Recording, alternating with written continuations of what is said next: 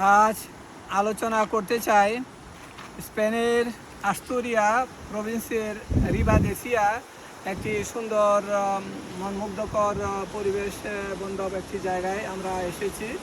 তো ওই মনমুগ্ধকর পরিবেশ বান্ধব জায়গাতে এসে বাংলাদেশের কথা মনে পড়ে গেল। আমি স্বল্প কিছুদিন পূর্বে বাংলাদেশের জাতীয় নির্বাচনে গিয়েছিলাম পর্যবেক্ষণ করার জন্য এবং জাতীয় নির্বাচন কীভাবে হচ্ছে সেটা দেখার জন্য, এবং আমি সম্ভব হলে এই জাতীয় নির্বাচনে কিছু সহযোগিতা করার জন্য আমি নিজের উদ্যোগে গিয়েছিলাম। তো আমি নিজে যে জিনিসটা পর্যবেক্ষণ করলাম যে বাংলাদেশের জাতীয় নির্বাচন কি হয়েছে না হয়েছে এটা পত্রপত্রিকায় জনগণ দেখেছে এবং পৃথিবীর মানুষ অবগত আছে। আমি এই ব্যাপারে আর কিছু বলতে চাই না, যা হবার তো মানুষ দেখেছে।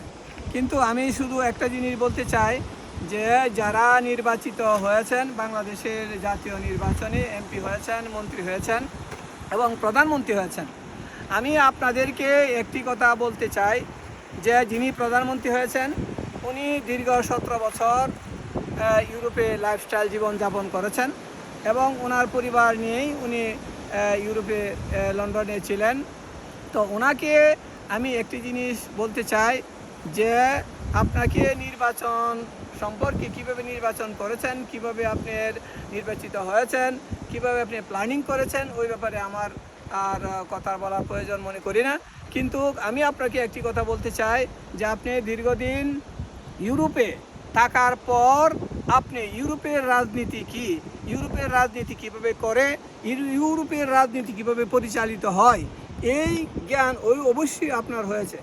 আর যদি এই জ্ঞান আপনার না হয়ে থাকে তখন মনে করব যে আসলে আপনি রাজনীতির লিডার হওয়ার যোগ্যতা আপনার মধ্যে নেই।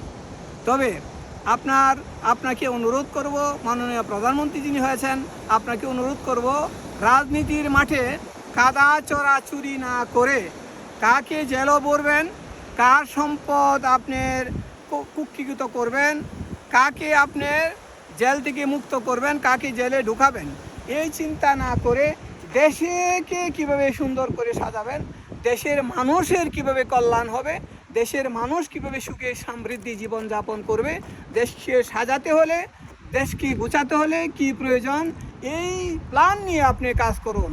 আপনি কাকে ক্ষমতা থেকে নামাবেন আর কাকে ক্ষমতায় ওঠাবেন, কাকে মন্ত্রী বানাবেন, কাকে এমপি বানাবেন, এই প্ল্যান না করে আপনি দেশের জন্য একটা প্ল্যান করুন, দেশকে সুন্দর করার একটা প্ল্যান করুন। ইউরোপে আমেরিকার জীবনযাপন করার প্ল্যান না করে আপনার মন্ত্রীরা এখনই শুরু করে দিয়েছে যে কোন দেশে বাড়ি করবে, কোন দেশে গাড়ি করবে, তার সন্তানদেরকে কোন বিশ্ববিদ্যালয়ে, পৃথিবীর কোন বিশ্ববিদ্যালয়ে পড়ালে, বড় বিশ্ববিদ্যালয়ে পড়ালে সে একজন বড় কিছু হবে এবং ইউরোপে বসবাস করার জন্য সে প্ল্যান প্রোগ্রাম তৈরি করবে।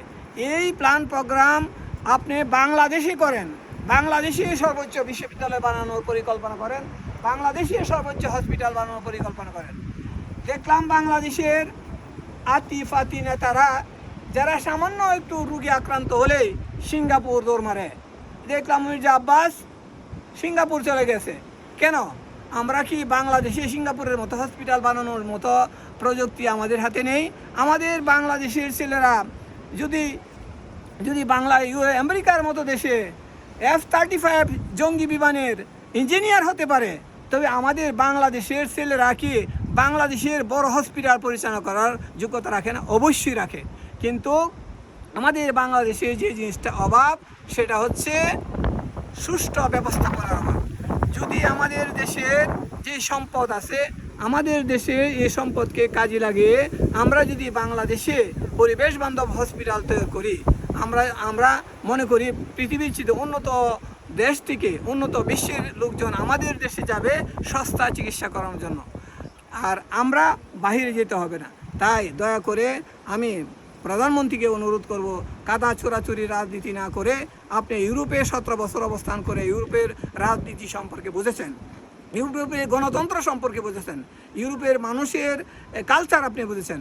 যদি এই জিনিসটা আপনি বুঝগম্য না থাকে তবে আপনি রাজনীতি করার অধিকার আপনার রাখেন, আপনার মধ্যে থাকার অধিকার, আপনি রাজনীতি পরিচালনা করার অধিকার আপনার নেই।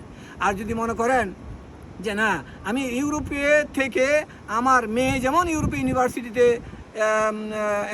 ব্রিটিশ ইউনিভার্সিটিতে লেখাপড়া করে সে ব্যারিস্টার হয়েছে, তার যেমন যোগ্যতা অর্জন করেছে, সেই যোগ্যতা আপনার মধ্যেও থাকা প্রয়োজন, আপনার স্ত্রীর মধ্যেও থাকা প্রয়োজন। হ্যাঁ, এমন যদি একটা শিক্ষাবান্ধব পরিবেশ তৈরি করতে পারেন দেশের মানুষের জন্য, হ্যাঁ, সেটা হবে আপনার আপনার ইউরোপে 70 বছর থাকার সবচেয়ে বড় সফলতা। আমি আশা করব যে বাংলাদেশকে কাদা চোরাচুরি রাজনীতি থেকে বের করে এনে একটি সুন্দর পরিবেশ বান্ধব সমাজ এবং রাষ্ট্র প্রতিষ্ঠা করুন এবং দেশকে পরিবেশ বান্ধব একটি রাষ্ট্র তৈরি করুন।